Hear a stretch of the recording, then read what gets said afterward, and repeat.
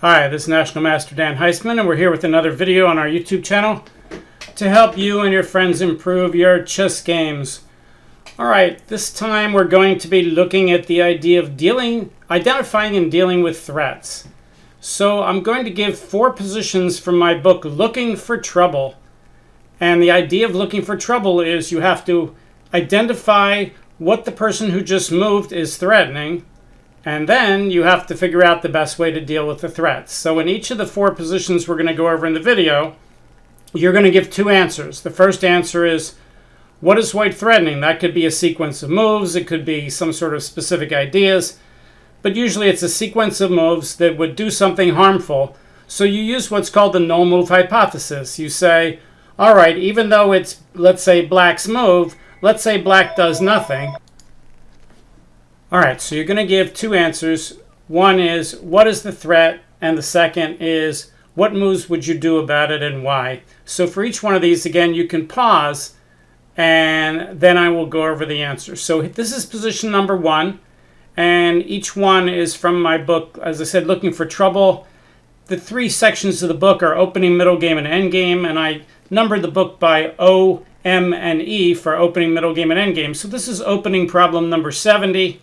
And let's say white's last move was g4, and the question is, what is white threatening, and what should black do about it? So again, if you'd like to try it, you can pause the video and then restart it, and I'll give the answer. And I'll assume anybody who wants to will have paused it, and I'll just go ahead and start talking about the answer. Okay, now the tendency when you see a move like g4 is to think, well, he's threatening g5. But actually, g5 is not the right answer. It's a pretty terrible move. If it were white's move, and I don't want to change it so it's white's move, and he plays g5, then black would play knight f5, and f5 would be a wonderful square for the knight, and the knight would be completely safe there because both white pawns that could attack it would have gone past that square. So that would be a weak square for white. And it would also block the knight and block the bishop. That is, the g5 would block white's bishop and block white's knight. So g5 is not the threat. The point of g5 is to take away this square from the knight, the f5 square, and actually that's the only safe square that black has. So the knight could easily be trapped, but not by playing g5. It would have to be attacked by attacking it some more. Well, the only way to do that, since the bishop's already attacking it on f4, would be to attack it with the queen as well. And the queen can't go to d2 because black would just trade queens and that would save the knight. So if it was white's move, the right answer to the first part of the problem is queen to c1 is the threat. So if you said white's threatening queen c1, trapping the knight on h6, then you have the right answer. All right, but it's black's turn, not white's turn. That's the point of the book. So if you were black and you said, oh, what am I going to do here? We could even flip the board upside down here. Let's flip the board, flip board, bring it back. And now we have to figure out, what do we want to do? Well, we could trade queens. That would do it. Trading queens would save the knight. But the problem is trading queens gives up the file. And if you give up the file, then black, who's behind in development, would have an even worse position because black's still already doing pretty poorly. In fact, you might be one of those people that says, oh, if white plays g4, then white's really weakening his king, and that's good for black. And you couldn't be further from the truth because g4, white's pieces are all around his own king, and black can't get his pieces over there. So g4 is actually a very safe move for white. And queen takes d1 would, of course, take away any other attacking chances that black would have against the white king. Not that he has any anyway. So queen to d1 is a possible answer. But I think the engine likes as the best move, simply move king to h8 and give that knight the g8 square so he can come back and get back in the game through e7. So let's turn on the engine and show the top 3 moves. Mr. Stockfish says, look at that tremendous advantage white has after g4. It says white's up by 5 pawns if he plays perfectly, which means black has no long-term defense, but at least short-term, he doesn't want to lose the knight. And you can see the number 1 move here is king to h8, which still leaves white with a fantastically big advantage. But at least black's still in the game after king h8. He's not losing the knight. All right, so that's our first problem. Let's turn off the engine and let's go to our second problem. We have two middle game problems now. Okay, this is black's move, and what is white threatening? And then the question is, what should black do about it? So as always, you can pause the video. It's black's move. It's what is white threatening and what can black do about it? Well, the purpose of this puzzle, when I show it to my students, is that when both kings are extremely exposed, the material balance is not necessarily the biggest thing on the board. For instance, here it's black's move, and black could win the bishop on h4 by playing queen takes h4, but then white's going to play something like rook g1 check, and black's in big trouble. If he moves the king, let's say he plays king to f8, Mr. Engine, what you going to do here? Engine says queen f5 check is already good for white, plus 2.4, but I think white actually has something better than that. I think white has bishop checks first and then that. So if queen takes h4, bishop checks, and now if king to g7, now we play rook g1 check. If he puts the bishop in the way, the rook is overworked. We can take the bishop check. If he moves the king, he's getting mated. And if he plays rook takes, then queen takes. And now if rook takes here to get two rooks for the queen, white can play something like queen check. And now black can't go to the g file because queen e6 check will win the rook on c4. If he plays king to h8, then queen to... computer says all these win. Queen check. If rook in the way, then queen over here is mate. If the rook doesn't go in the way, and you move the king, then queen checks wins the rook again. If he goes to h6, then queen e6 check wins the rook immediately. So queen takes h4. Black's already up the exchange and a pawn. But if he wins that bishop and lets white start attacking the king with bishop c4 check, or maybe even rook g1 check, although bishop c4 check. So the right way to stop white's threats isn't to win the bishop. So what can black do? Well, he has a couple good ideas. One, if you said he could play bishop f3 check, that's not quite correct because the queen is hitting the bishop and you can play queen takes, and that's okay. But what black could play first is queen e3 check, sneaky pin. The pawn can't take because it's pinned to the rook. If he now plays king to f1, then rook h1 is checkmate. If he plays king here, then bishop checks. And now here, queen takes f3 is a mistake because after queen takes f3 check, white's losing his queen. So what white should do is play bishop to e2 so that if bishop takes queen, he could then play pawn takes queen. The problem with that is black has a million ways to win here. He could still try to take the queen and end up material by taking the bishop. The engine says the best move is to sacrifice your queen here. And when he takes back, now take the queen and the rook's pinned to the king, and black's up by about 11 pawns. So that's completely winning. Let's go back to the start. If queen checks, he only has those two legal moves, king f1, king to d1.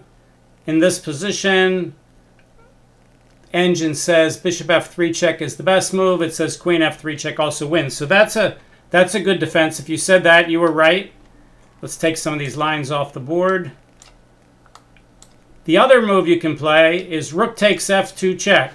Notice both the right moves here are checks. Rook takes f2 check. If you said, oh, I can't do that, he has two ways to take it, that would be a quiescence error. Well, if he takes with the bishop, you have queen takes h5 check, winning the queen and a pawn for the rook and continuing the attack. And even worse is if he plays king takes f2, then you have queen g2, and that's mate immediately. So rook takes f2 check is a safe move, and of course black would have to play king to d1. And now we could win the queen with bishop f3 check again.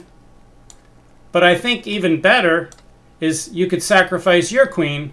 Queen takes d3 check. If he moves the king to c1, you have queen takes c2 mate. If he takes the queen, ooh, look, these pieces on the queen side come into the game. Bishop a4 check, and the rook is guarding the c file, and that's mate. So let's go through that pretty line one more time. So rook takes f2 check. We're always looking for our checks, captures, and threats. King to d1, because taking the rook with the king leads to mate in 1. Taking with the bishop loses the queen immediately. Queen takes d3 check, not the only winning move, but the prettiest one. C takes d3, bishop a4 check, and mate. Okay, so white's threats were to start checking with the bishop or the rook, and the right way for black to answer that was to do his own forcing sequence, but don't get greedy by grabbing that bishop on h4. Okay, that's the second problem, and it's number 43 in my middle game section of my book Looking for Trouble, which is the second edition. So we're looking at the book Looking for Trouble by me, Dan Heisman, second edition. All right, let's do another middle game problem. Okay, oops, guess it helps if I turn off the engine. Don't want to give you the answers to look at. All right, so here, black's last move was rook to g6. And the question is, what's black threatening, and what should white do about it? And again, as always, you can pause the video if you want to do it, and then unpause when you're ready for listening to my answer.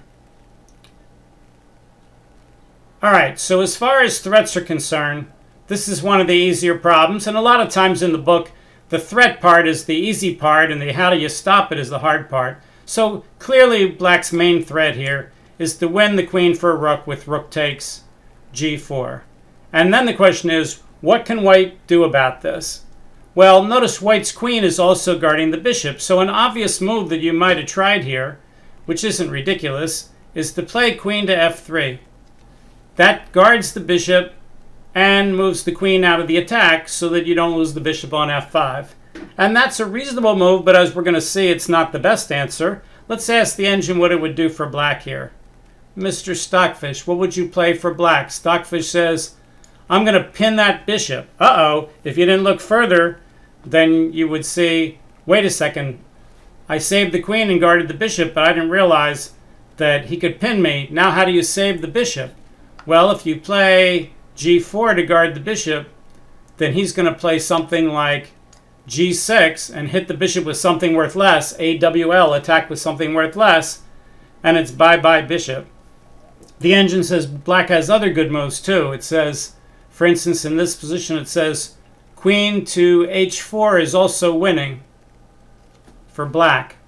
More complicated than g6 probably, but winning for black. So it turns out the superficially obvious move, queen to f3, I think I was white in this actual game, played many years ago. I didn't play queen to f3 because queen f3, rook f6 is very dangerous. Well, if you can't play queen f3, where else can you go to guard the bishop? You can't go to g5 because the rook's guarding that square too. You can't go to h5, the queen's guarding that square. You can't go to f4. If you didn't notice, there's a bishop over here on b8 that's attacking f4, so you can't go to f4. So that means all the moves that guard the bishop while still moving the queen are no good. But if you just let him win the bishop, then game over. So if queen f3 is not the right answer, what is? Well, the next thing you would probably look at is, why don't you just take the bishop? And then when he takes the queen, you can take the rook back with the pawn. Well, you can't take it with the pawn because he'll checkmate you on h2. That would be a big mistake. So you take it with the bishop, and now you've given up a queen for a rook and a bishop, but you have the bishop pair. Black's queen's a little awkward on h8, but this is not a good position, and you can see the engine says that black is better. Let's turn off the engine for a second. All right, so let's go back to the start. So queen to f3 loses to rook to f6.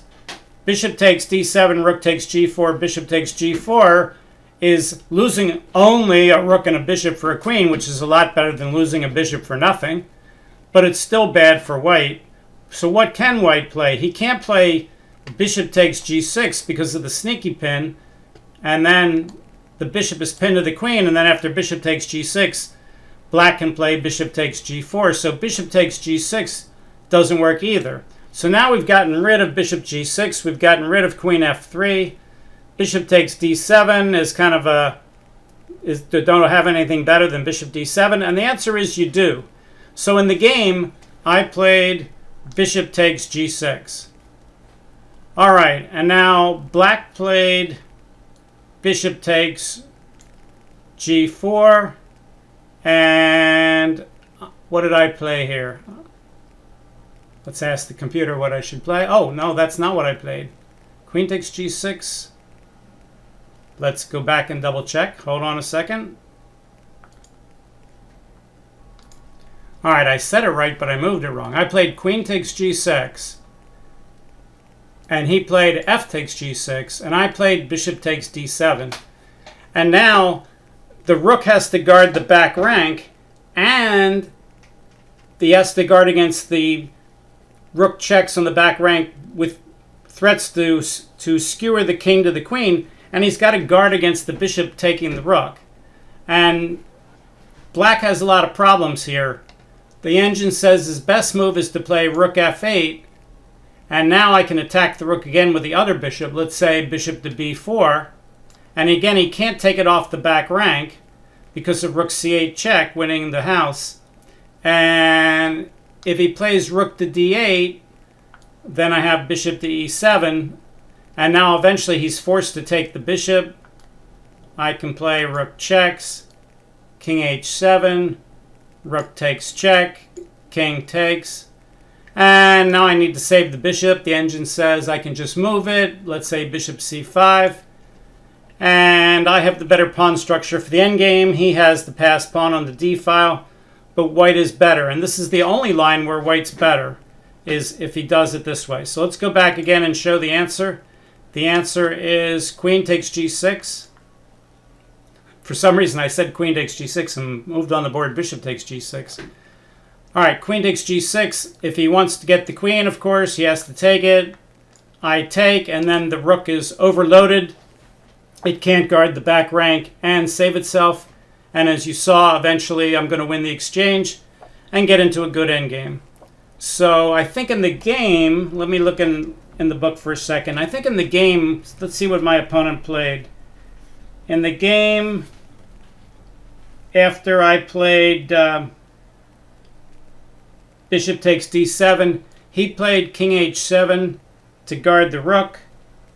I played bishop takes e8, and I won rather easily, and I gave the other line that I just gave a couple minutes ago as being a little better for black than this.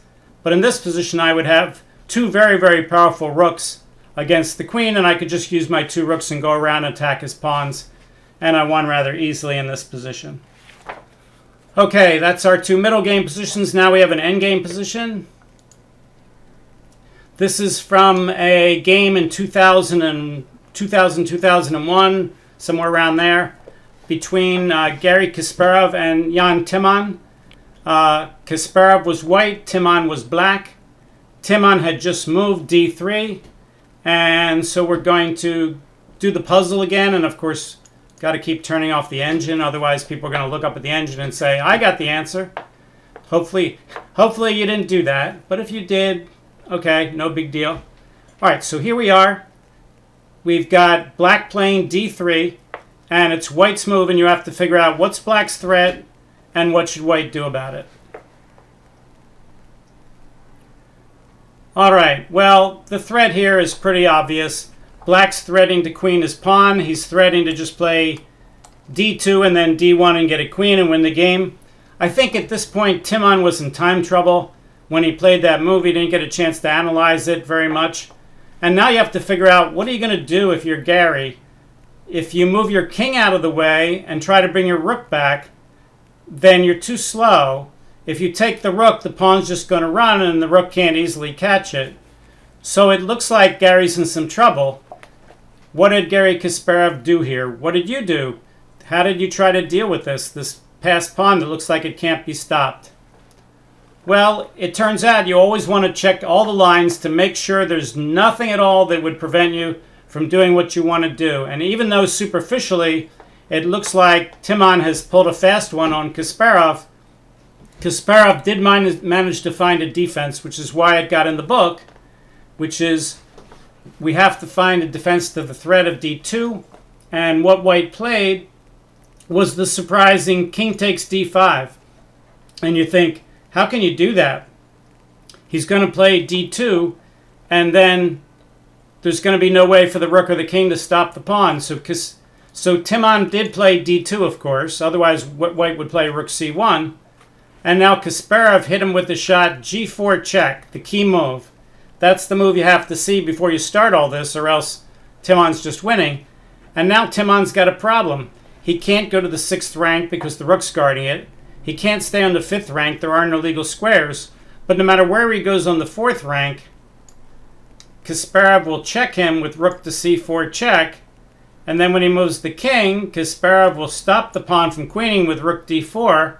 And even though Timon can win the rook by playing king e2, White's going to laugh at him and say, all right, let me know when you get a queen because I'm going to get another one. If Black gets a queen, of course, now White will take the queen. There was no sense in taking it before. King takes b7 and White wins easily. So I think in the actual game, if I remember correctly, after d3, king takes d5, d2, g4 check, all of a sudden Timon went, of course, and he resigned in this position. So Kasparov's king takes d5 followed by g4 check was the way to meet Timon's seemingly unstoppable threat. But of course it wasn't unstoppable. It just looks hard to stop, and it was. I remember when I first saw this position, it took me a while to realize what was going on here. It didn't just jump out at me as obvious. So if you missed this problem without the computer's help, then I don't blame you, because your eye deceives you a little bit as to what's going on. But again, this is why you don't just use your tactical vision to solve problems. You have to analyze lines carefully. I have an awful lot of students come to me for the first time and they say, oh, I want to be 2000 and I'm 1400, but when I play 1800s, I do pretty well and I think I can be 2000. And then when we go over their games, they just use their tactical vision to see if what's safe. And when they get to positions where they actually have to analyze, they don't do it. And that's why they stay even for the first 25 or 30 moves. And then when things really get complicated and you have to start analyzing and analyze carefully, they don't know how to do it. And then they fall all apart and they just think that they're unlucky, or, you know, maybe their tactical vision left them down, but they really just don't know how to analyze and check to see if things are safe. So if you want to be a good player, you have to learn how to analyze. And when you're looking at positions like this, I'm sure if Timon had a little more time, he would have realized that that his idea didn't work. But he really had not much choice, because Kasparov had those two connected pass pawns anyway, and Timon was in bad shape in the game. So his attempt in time trouble to do something was actually fairly reasonable. It's just that there was a defense, and that defense ended the game immediately. Okay, so again, the name of the book is Looking for Trouble. It's a book. I have the second edition of the book out. Russell Enterprises is the publisher of the book. The second edition came out in 2013. If you do buy the book and you want to fix some of the small errors in the book, as always with my books, if you email me through my website, danheisman.com, and tell me what's the name of the book you have, what edition or printing is it, like it's the second edition or it's the 2013 printing, whatever it is, I will send you an errata list which has any of the small corrections that we need from the printing, so that, you know, you'll have all the cleanest copy of the book. So you can let me do that. So the name of the book is Looking for Trouble. Now it's interesting, I have a cousin book to Looking for Trouble. Looking for Trouble is all about checking to see what your opponent's threatening on the previous move to make sure that you can stop what he's doing. But the harder thing is to make sure he doesn't have anything on the next move. And my latest book, which is called Is Your Move Safe, is the companion book, which is all about if you have a candidate move, Are you making sure that your move is safe so that on the next move your opponent doesn't have a forcing move like a check, capture, or threat that makes an unstoppable threat, and then on the following move you're going to be out of luck because it's unstoppable? So this book, Looking for Trouble, is about threats that your opponent makes on the previous move and how to deal with them. Is Your Move Safe is about making sure you make moves that are safe so that on the next move your opponent can't make threats that you can't meet. So those two things are both things that you need to do when you're playing a game. You have to make sure you're not only addressing things from your opponent's previous move, but you can't make moves that allow him to do things to you on the next move. If you're doing both those things, I call that real chess, and it takes some analysis and it takes some time, and to be a good player, you need to be able to do stuff like that, and that's why you need to play a lot of long time control games where you can practice doing those things on every move. It's not that you shouldn't play fast games. Fast games are perfectly okay for practicing openings and tactics and time management. But if you're going to become a really good player, you also need a steady diet of long time control games as well. All right, hopefully you enjoyed today's video. Hope you learned something. If you want to see a whole bunch more problems like this, we got a few hundred in my book, Looking for Trouble. We'll see you next time. Thanks. Bye.